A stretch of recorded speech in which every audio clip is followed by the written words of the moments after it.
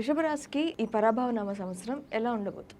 పరాభనామ సంవత్సరం 2026 సంవత్సరంలో ఆదాయం వృషభ రాశి వారికి 5, వ్యయం 14, రాజ్యపూజ్యం 5, అవమానం 4గా ఉంది.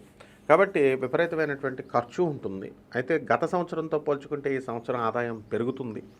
స్త్రీల వలన ఉపయోగము, మరి అలాగే స్త్రీలతో శత్రుత్వము పెట్టుకోకుండా వీళ్ళు చూసుకుంటే స్త్రీ శాపం తగలకుండా ముందుకు వెళ్తారు. అలాగే అర్ధాష్టమ కేతు ఉంటాడు. అందువలన డిసెంబర్ 1, 2026 సంవత్సరం వరకు కూడా ప్రేమ వ్యవహారాల్లో వీళ్ళు దెబ్బతినేటటువంటి అవకాశాలు ఉంటాయి. కాబట్టి విద్యార్థులు ప్రేమ జోలికి వెళ్లకుండా చదువుల మీద కాన్సన్ట్రేషన్ పెట్టుకోవాలి. బంధుమిత్రులతో విహారయాత్రలు, తిరగడాలు ఇవన్నీ కూడా బాగుంటాయి, యాత్రలకి అన్నీ కూడా.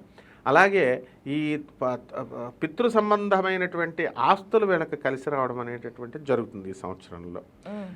బంధువులపైన విపరీతమైనటువంటి ప్రేమ, ఆదరణ చూపిస్తారు. కానీ వీళ్ళందరూ కూడా వీళ్ళు ఎంత కష్టపడినా కూడా పేరు రాదు వృషభ రాశి వారికి.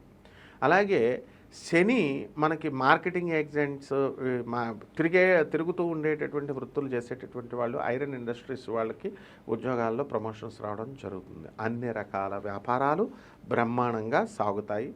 వివాహం కానటువంటి వాళ్ళకి వివాహాలు అవుతాయి. సంతానం లేనటువంటి వాళ్ళకి సంతానం అవుతుంది. ఆ విధంగా వీళ్ళంతా కూడా అప్పులు బాధతో ఉన్నటువంటి వాళ్ళు అప్పులు కూడా తీర్చేయడం జరుగుతుంది. ఓకే, వీళ్ళకి ఏమైనా పరిహారాలు ఉన్నాయా? తప్పకుండా అమ్మ. కేతు బాలేదు కదా, కేతు జపం చేసుకోవాలా, కేతు స్తోత్రాలు చదవాలా. కేతువుకి కిలోంపా ఉలవల్ని, ఆవు పేడ రంగు ఉన్నటువంటి వస్త్రాలని కాదు, మల్టీ కలర్డ్ వస్త్రాన్ని ఇచ్చి పేద బ్రాహ్మడికి మనము సోమవారం నాడు ఉదయం 7 గంటలకి దానం చేసుకుంటే, చంద్రుడు కాబట్టి, చంద్రుడికి నెగిటివ్ షేడ్ కాబట్టి కేతు బ్రహ్మాండంగా ఉంటుంది. Thank you. ధన్యవాదాలు.